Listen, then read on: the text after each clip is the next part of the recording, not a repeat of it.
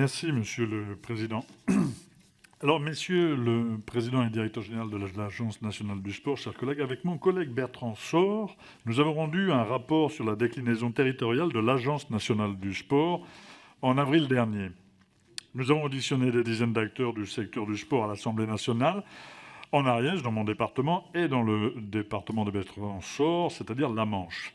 Notre but, lors de cette mission flash, a été d'évaluer l'installation et le fonctionnement des nouvelles conférences régionales des sports, des conférences des financeurs, ainsi que l'établissement des projets sportifs territoriaux et des contrats pluriannuels de financement. Nos travaux ont permis de formuler plusieurs propositions que je ne pourrais pas ici rappeler de manière exhaustive, mais je souhaite donc vous interroger tout particulièrement sur les questions de représentativité au sein de ces conférences. Pour commencer, nous avons constaté des aléas pesant sur la continuité des travaux entre collèges. Nous proposons donc d'organiser une meilleure synchronisation des échéances de désignation au sein des conférences régionales du sport en considération de la date des scrutins locaux, notamment ceux concernant le bloc communal. Ainsi, nous préconisons d'évaluer la composition de ces conférences régionales du sport en tenant compte des mandats en cours. On pourrait y inclure aussi à effectif constant de nouvelles catégories telles que le sport scolaire, par exemple. Ces évolutions sont réclamées par de nombreux membres des conférences régionales que nous avons auditionnées. Certains déplorent l'absence de personnes qualifiées, d'autres critiquent la répartition même des sièges qui peut aboutir à la sous-représentation du mouvement sportif et surtout des territoires ruraux et des petites communes. Des interrogations demeurent particulièrement sur l'organisation des conférences des financeurs. Enfin, et par souci de transparence, nous demandons dans notre rapport de préciser les règles de publicité autour des travaux et décisions des conférences régionales du sport et des conférences des financeurs. Ainsi, Monsieur le Président et Monsieur le Directeur général, je profite de votre présence pour vous demander quel est votre avis sur ces préconisations visant à garantir la représentativité des conférences ainsi que la participation de leurs membres. Merci. Sur les conférences régionales du sport, je voudrais aussi m'en tenir à un sujet un peu général. Tout le monde a conscience que c'est une composition qui a été compliquée, qui a pris du temps.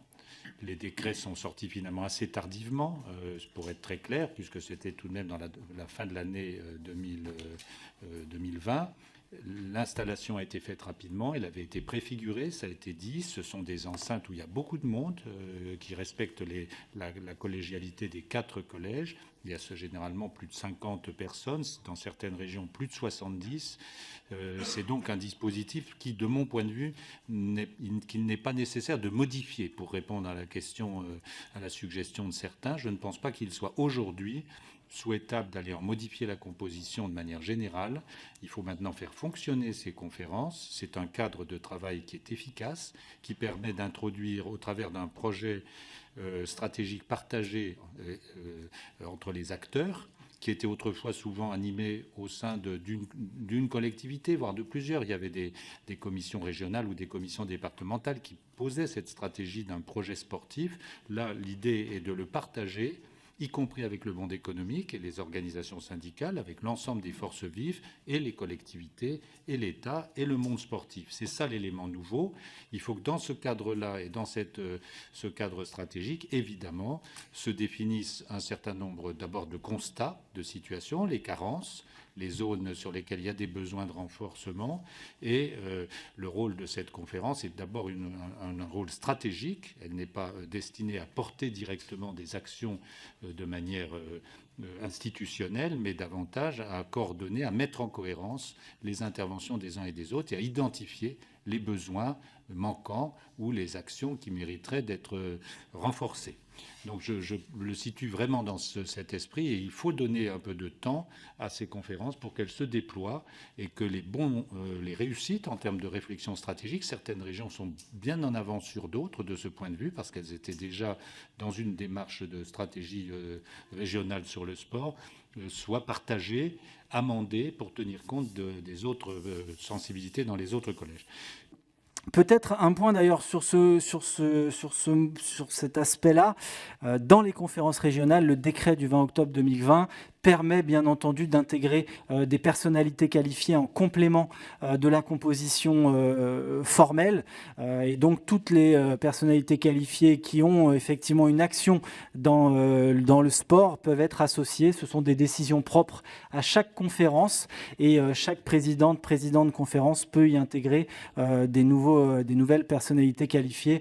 Donc c'est une possibilité, d'ailleurs certains l'ont déjà engagé, pour peut-être réussir à, si ce n'est rééquilibrer, au moins enrichir la composition, l'instance dans sa composition. Et puis effectivement préciser qu'on a une représentation très forte des collectivités territoriales en nombre.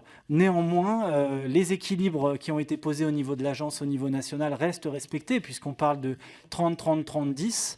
Je ne vais pas vous refaire la déclinaison de tout ça, mais quand bien même dans une conférence régionale du sport à 70 personnes, on a 40 représentants des collectivités, il n'empêche que le droit de vote des collectivités pèse pour 30%. Donc on a une représentation plurielle des élus locaux et territoriaux, mais néanmoins on garde des équilibres cohérents entre la gouvernance nationale et sa déclinaison au niveau territorial.